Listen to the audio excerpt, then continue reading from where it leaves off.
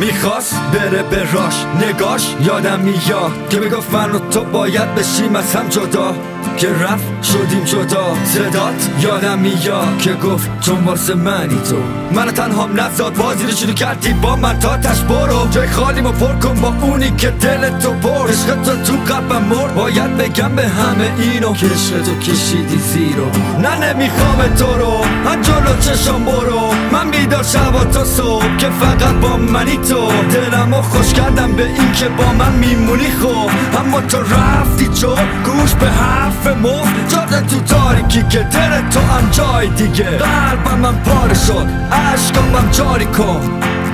گفتی من تو رو دوست دارم تا ابد با من باشه گو با کی بودی هر شب خسته شدی از من نمی کنی درکم مثل جنگل من آتیش داری بک کردی و رفتی منم افتادم به پا زرچه زدم که منو تنهام نذار رفت و همه جا ساکته مردونم به خاطره برو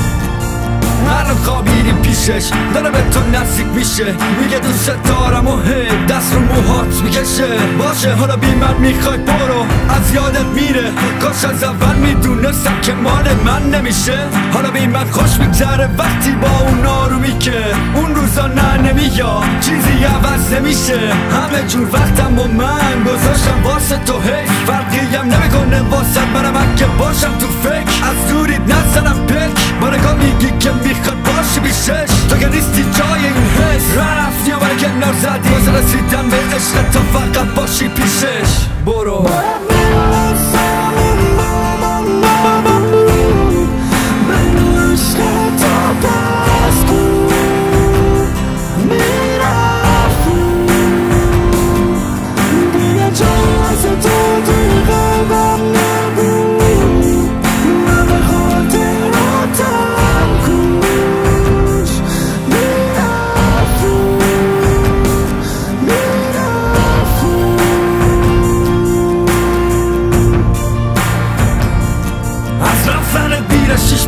باز تو رو یارم میاد نگران حال تو باز الان با کی و کجاست همه چیز واسه تو بود دیدم که بغلت کرد میخواستم بگیرم من دستم خفت کنم سب کن چی ازم دیدی که بی تفاوت میری به همه بگو من بد بودم باش حالا که یه نفر دیگه تو قلب تو چاش اسیر تو بودم که منم باشم نگاه کنم این همه بدی که در حقم کردی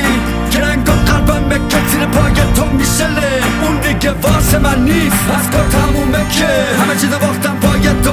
من که تیر چونمه